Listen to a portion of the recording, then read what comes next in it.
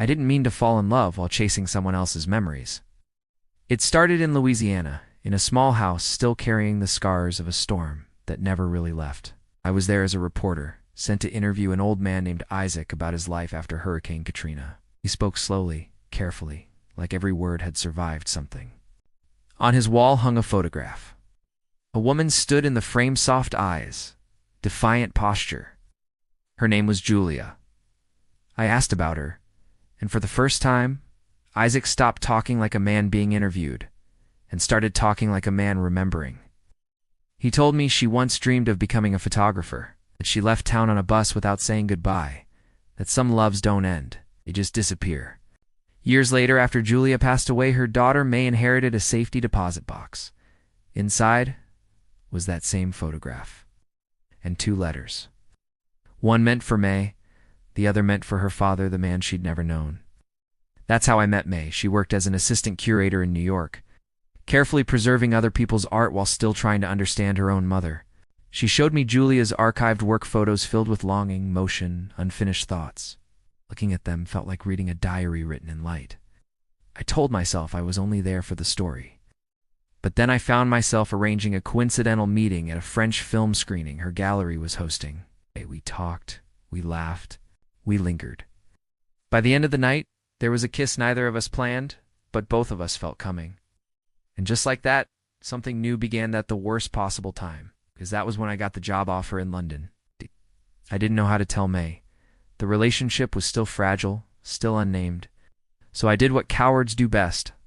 Avoided the conversation. Missed calls. Delayed truths. Meanwhile, the past kept unfolding. Years ago, Julia had lived with Isaac for a while, happy, but restless.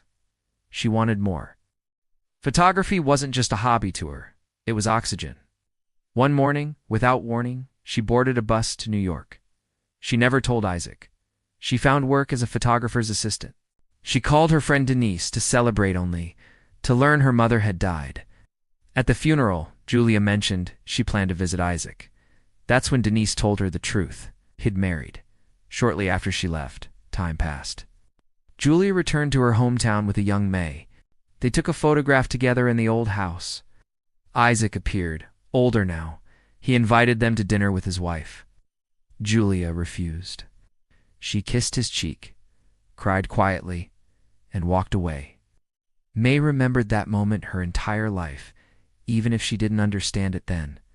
In the present, May finally met Isaac again. She gave him the letter Julia had written. In it, Julia confessed the truth that Isaac was May's biological father. He said he had suspected it the moment he saw May as a child. He just never asked. Some people live their lives afraid of answers. I went back to Louisiana to finish the article and found May there too. We spent the day together, walking, talking, pretending the truth wasn't waiting. That night, I told her about London.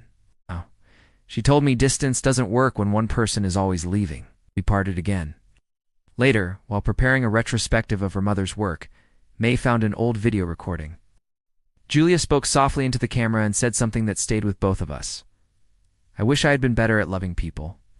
Months later, while I was in London, an email arrived.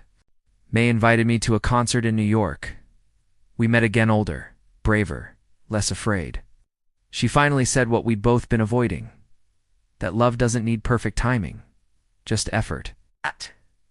We didn't promise ease. We promised to try. And maybe that's what love really is, not a perfect story. But the decision to keep showing up, even when the distance feels bigger than the feeling.